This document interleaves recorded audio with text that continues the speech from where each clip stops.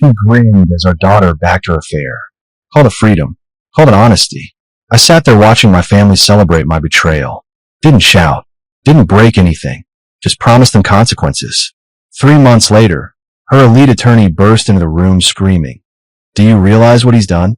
My name is Preston Doyle. I'm 53 years old, and I've spent the last 25 years building what I thought was a family. I was wrong. What I actually built was a stage where people I loved could perform their betrayal."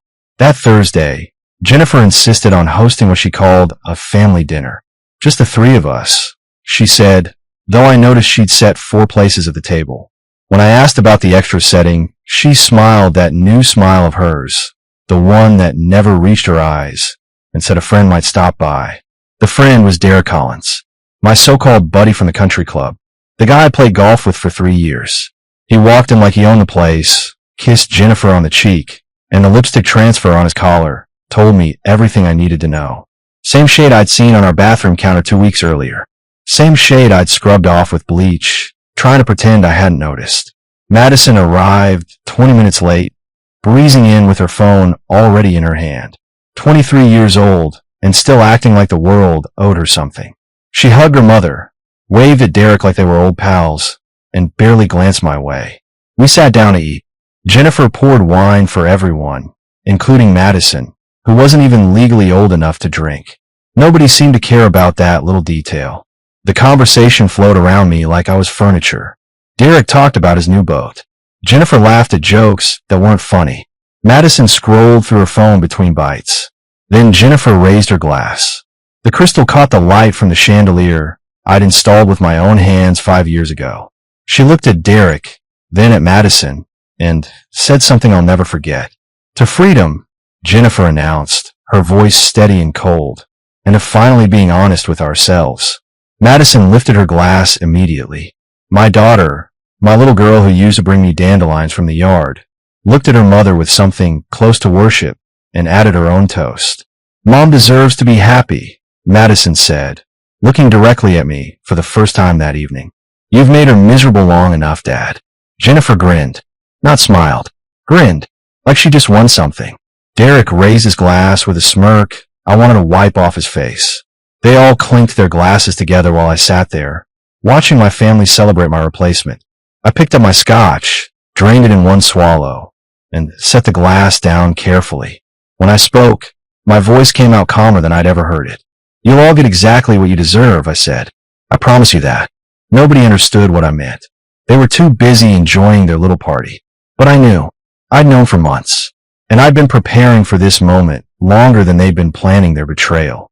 I stood up, grabbed my jacket from the back of the chair, and walked out of that dining room for the last time. Behind me, I heard Jennifer laugh and say something to Derek. I didn't catch the words, and I didn't care to. The family portraits still hung on the wall as I passed them. 25 years of lies, framed and hanging in the hallway. I didn't take them down. I just kept walking. I didn't sleep that night. Couldn't. Instead, I sat in the guest house I'd renovated last year, the one Jennifer had mocked as my midlife crisis project, and went through every document I've been quietly preparing for the past 8 months. See, I'm not an impulsive man. Never have been. When I first noticed the lipstick on the sink, the perfume I never bought her, the way she started dressing up for client meetings that never seemed to close any deals, I didn't confront her. I watched. I documented. And I called Ted Langford. Theodore Langford had been handling my grandfather's estate for 17 years. The man was 68 years old, sharp as a razor, and had forgotten more about trust law than most attorneys would ever learn. When I explained my situation to him over lunch 6 months ago, he didn't offer sympathy. He offered strategy. "Preston," Ted had said, stirring his coffee with deliberate precision, "if you're right about this, we need to move quickly. But we move quietly. No drama. No announcements. Just paperwork." That's exactly what we did. Every asset my grandfather left me, every property, every investment account, they all got restructured. Limited liability companies, irrevocable trusts, foundation transfers, all completely legal, all completely beyond Jennifer's reach. She never noticed because she'd never cared to notice. When I asked her to sign documents during our quarterly tax reviews, she'd wave me off and sign wherever I pointed. "Just handle the boring stuff, Preston," she'd said more than once. That's your department. Well, she was right about that. At 6:45 in the morning, I showered, put on my best suit, and drove to Ted's office downtown. He was already there, sitting behind his mahogany desk with a pot of coffee brewing and the divorce papers laid out in neat stacks. Ready? Ted asked, looking at me over his reading glasses. Been ready for months, I replied. We filed at 8:06. Court opened at 8, but there was already a line.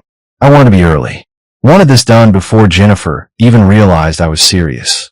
The clerk stamped the documents, handed me my copies, and, just like that, 25 years of marriage became a legal proceeding. Ted walked me back to my car. She's going to come at you hard, Preston.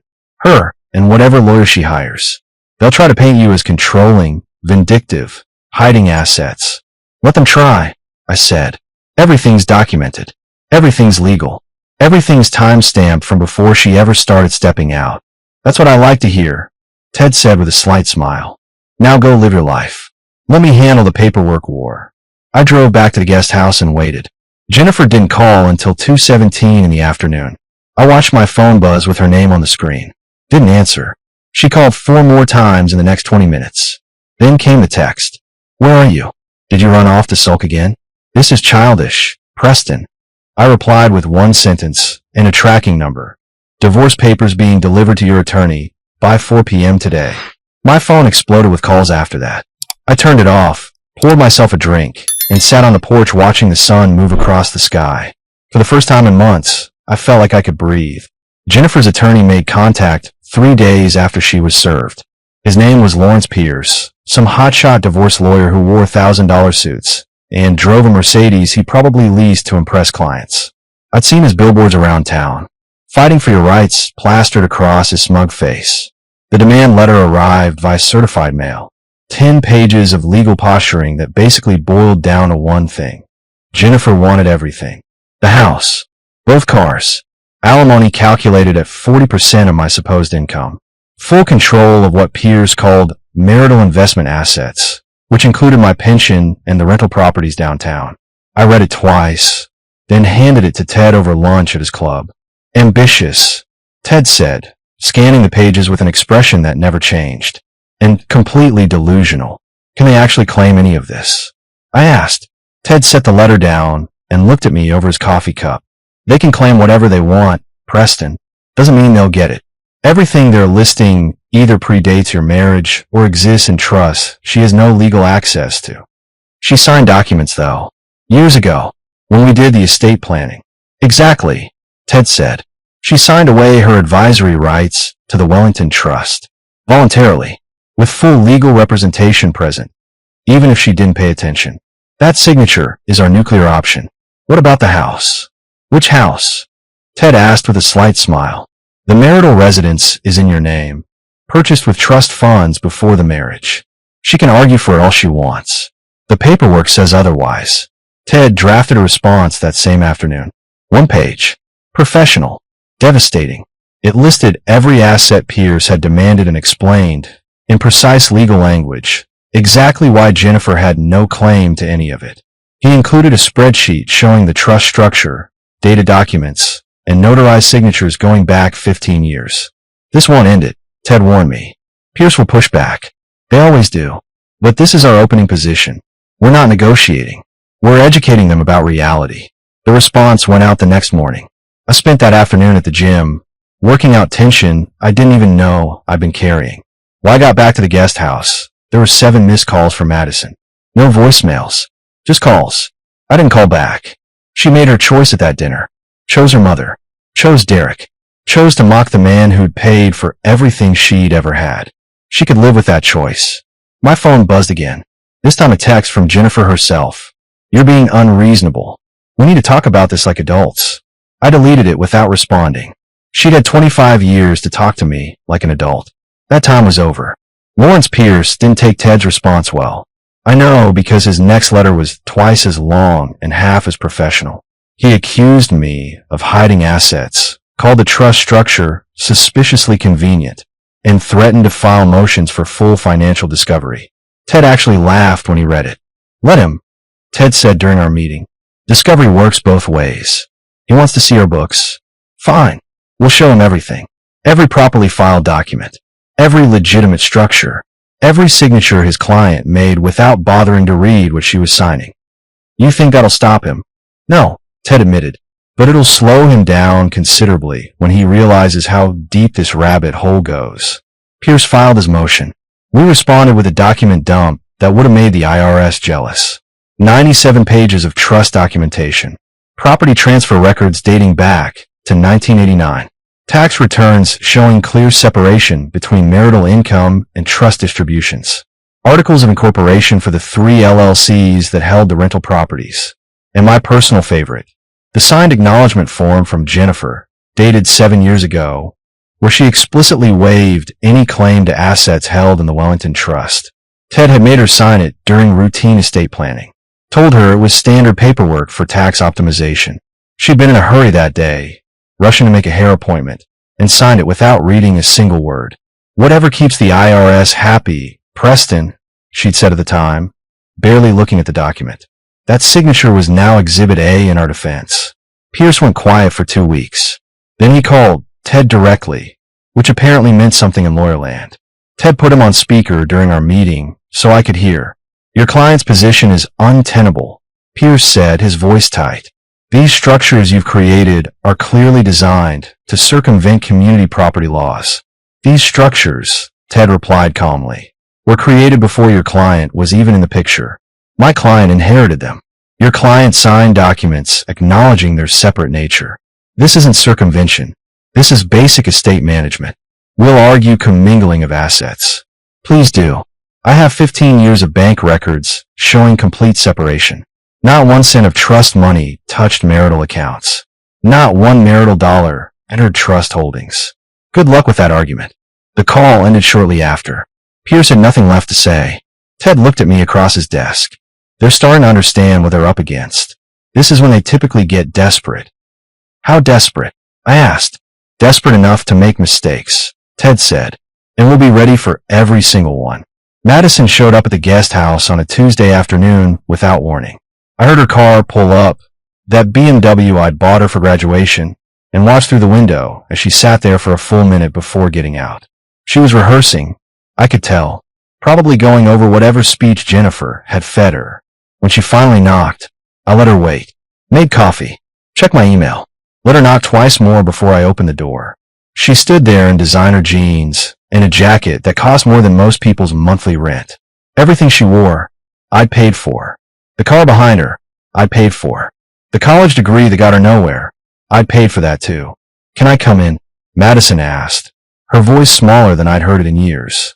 I stepped aside without answering. She walked in slowly, looking around the small space like she was touring a museum exhibit on how the other half lived. This is nice, she said, lying through her teeth. Cozy. I sat down with my coffee. Didn't offer her any. Just waited. Madison perched on the edge of the couch, fidgeting with her phone case. Dad, I came here because I think this has all gotten out of hand.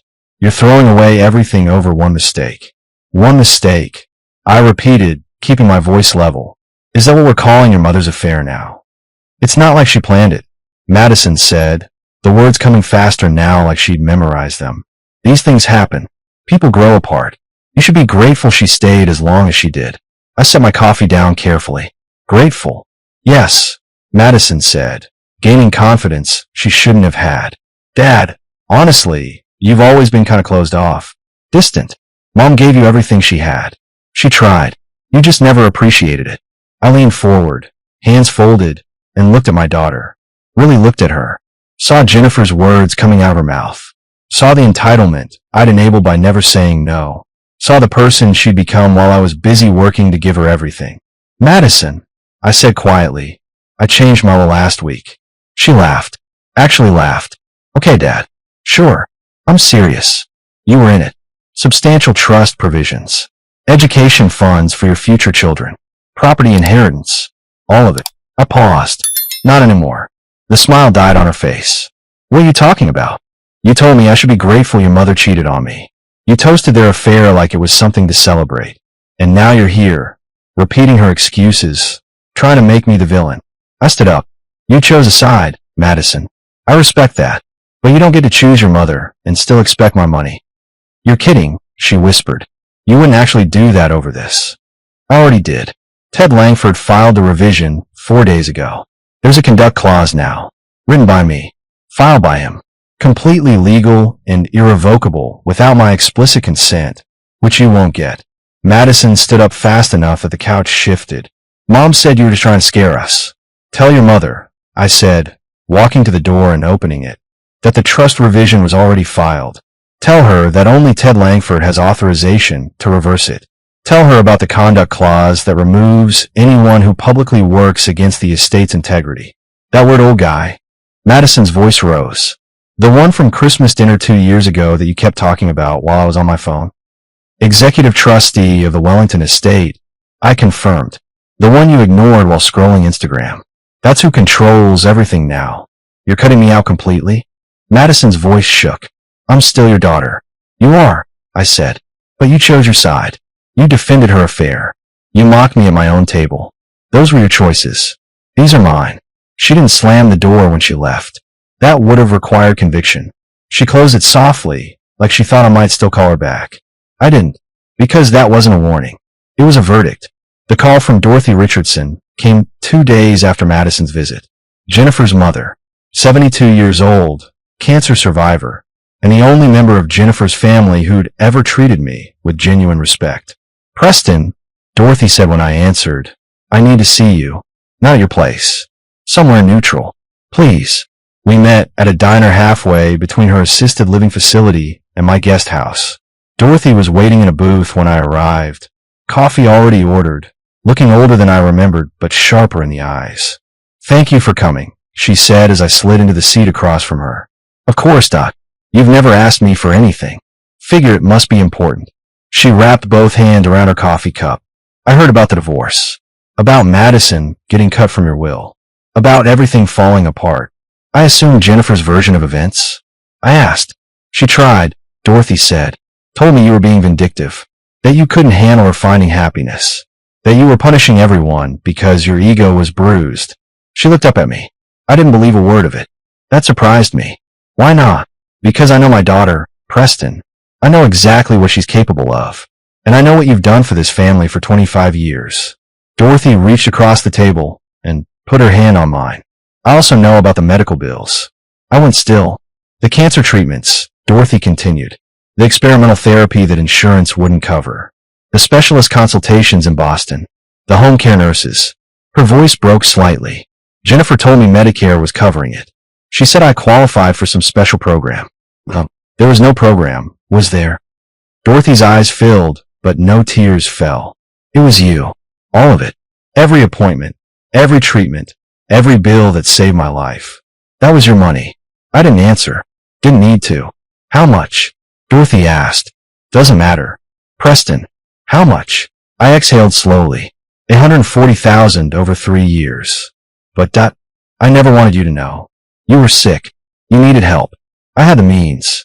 That's all that mattered. Dorothy pulled her hand back and wiped her eyes with a napkin. Jennifer doesn't know, does she? No. I told her the trust was handling some charity medical work. She never asked for details. Of course she didn't, Dorothy said bitterly. Too busy to notice her own mother almost died. Too distracted by her affair to wonder how the bills were being paid. She looked at me hard. You're a better man than my daughter deserves, Preston. You always were. I appreciate that. I'm testifying for you, she said suddenly. If this goes to court, if they try to paint you as some monster who's punishing people for sport, I'm testifying about the medical bills, about your character, about what kind of man you really are. That'll destroy your relationship with Jennifer. Dorothy smiled sadly. That relationship died when she chose Derek over her marriage. When she let Madison disrespect you. When she forgot that family means something. She stood up slowly, gathering her purse. You saved my life, Preston. The least I can do is tell the truth about yours.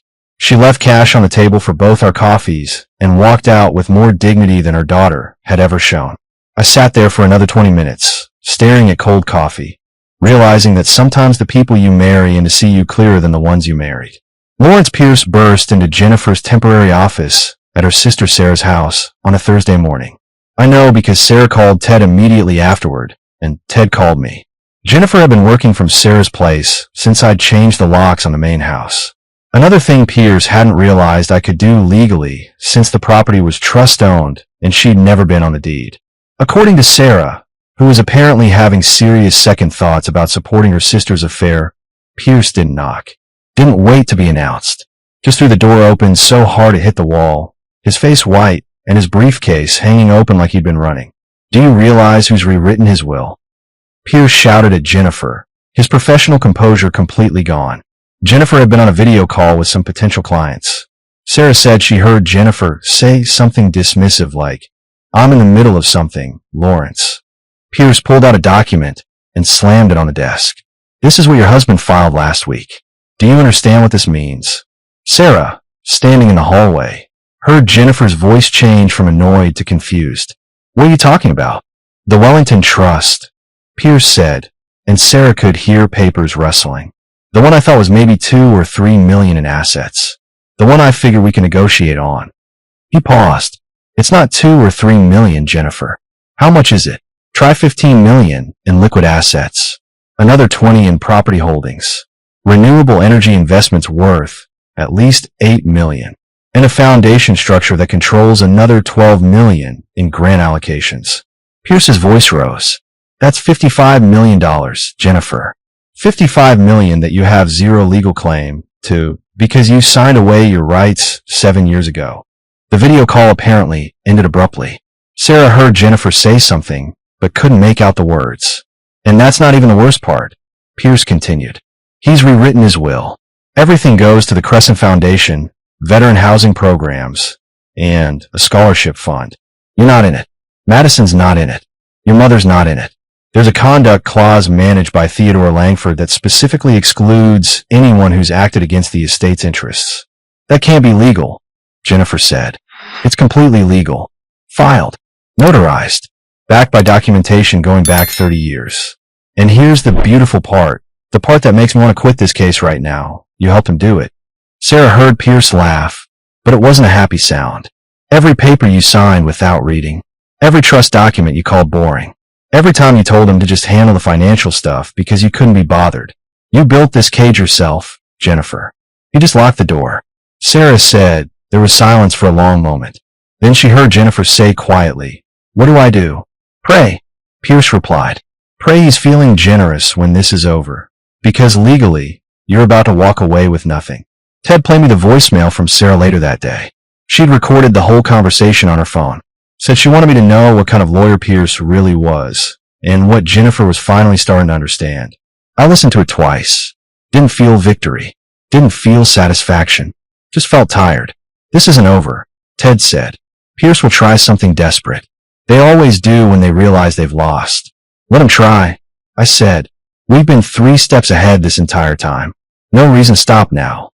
Derek Collins disappeared exactly 9 days after Pierce's meltdown in Jennifer's office. Not gradually. Not with explanation. Just gone. Sarah called me personally to tell me. "Preston, I thought you should know." Derek packed up and left town.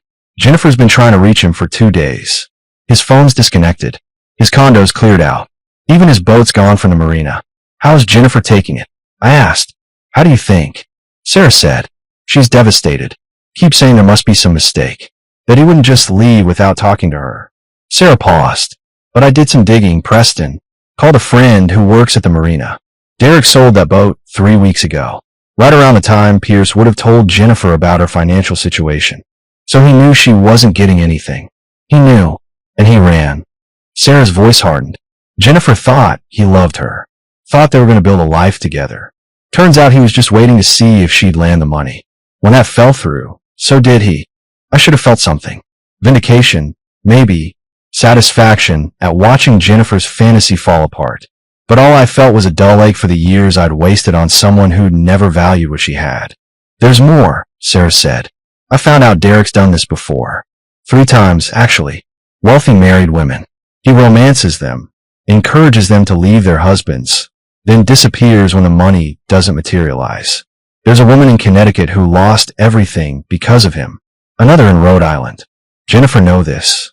She does now. I showed her the court records, the restraining orders, the pattern." Sarah sighed. "She's not just heartbroken, Preston. She's humiliated. Realized she threw away 25 years for a con artist who never cared about her at all. Jennifer tried calling me that night. 7 times. Left 1 voicemail. Preston, please. I know I don't deserve it, but can we just talk? I made a terrible mistake. I see that now. Derek's gone and I need to talk to someone who knows me. Please call me back. I deleted the voicemail without listening to it completely. Blocked her number. Changed my locks again, just to be safe. Ted called the next morning. Jennifer's attorney filed a motion to pause the divorce proceedings. Says his client needs time to reconsider her position. Translation: she wants to come back now that her lover's gone and the money's out of reach. That's exactly what it means, Ted confirmed. What do you want to do? Deny the motion, I said. File for a restraining order preventing her from coming to any property I own. And let's accelerate this divorce. I want it done within 60 days. Aggressive, Ted said approvingly. I'll have the papers filed today. One more thing, I added. Make sure the restraining order specifically mentions she's not allowed within 500 feet of the guest house. I'm tired of looking over my shoulder. Consider it done. Jennifer showed up anyway 2 days later. Violated the temporary order before it was even finalized. Stood in my driveway, crying, asking me to just listen for 5 minutes. I called the police. Waited inside while they removed her from the property. Watched through the window as she argued with the officers, gesturing at the house, probably telling them this was all a misunderstanding. It wasn't a misunderstanding. It was consequences finally catching up to someone who thought she was untouchable. The final hearing took place on a cold November morning. Not a trial, just a procedural division hearing where the judge would review our filings and make final determinations. Clean, clinical, and absolutely devastating for Jennifer's side. I arrived with Ted at 8:30. Jennifer was already there with Lawrence Pierce, who looked like he'd aged 5 years in 3 months. She wore a navy suit that probably cost a fortune, trying to look dignified. She wouldn't meet my eyes. Madison sat behind her mother, arms crossed, staring at nothing. No Derek to support Jennifer. No friends in the gallery. Just her daughter, and a lawyer who knew he'd already lost. The judge was a woman named Carol Brennan, 62 years old with a reputation for cutting through nonsense. She reviewed the files for 10 minutes while we all sat in silence, then looked up over her reading glasses. I've reviewed the trust documentation, Judge Brennan said. The Wellington Trust predates this marriage by 12 years. Mrs. Doyle signed acknowledgement of its separate status during estate planning in 2018. Those signatures are notarized and witnessed. She turned a page. The Crescent Foundation transfer is properly filed and legally sound. The conduct clause in the revised will is unusual, but not illegal. Pierce stood up. Your Honor, we believe. Mr. Pierce, Judge Brennan interrupted. I've read your filings. All 17 of them. Your arguments about commingling are unsupported by evidence. Your claims about hidden assets are contradicted by documentation going back 3 decades. Your client signed away her rights voluntarily. This court will not overturn legal documents simply because your client regrets not reading them. Jennifer's chin dropped. Madison put her head in her hands. The trust assets remain with Mr. Doyle. Judge Brennan continued. The marital home, purchased with trust funds before the marriage, remains with Mr. Doyle. The vehicles, the investment accounts, the commercial properties, all remain with Mr. Doyle. Mrs. Doyle will receive her personal belongings and any assets she brought into the marriage, which according to these records, totals approximately $17,000 in jewelry and personal savings. Your Honor, Pierce tried again, his voice desperate. 25 years of marriage. 25 years of marriage during which her client enjoyed a lifestyle funded entirely by assets she has no legal claim to. Judge Brennan said sharply. This court sympathizes with difficult situations, Mr. Pierce, but sympathy does not override legal documentation. The division stands as filed. She signed the order. The clerk stamped it. Just like that, it was over. Pierce gathered his papers without looking at Jennifer. Madison finally glanced at me, and I saw something in her eyes I hadn't seen in years. Regret. Real, genuine regret. I stood up. Ted put a hand on my shoulder briefly, then walked out ahead of me.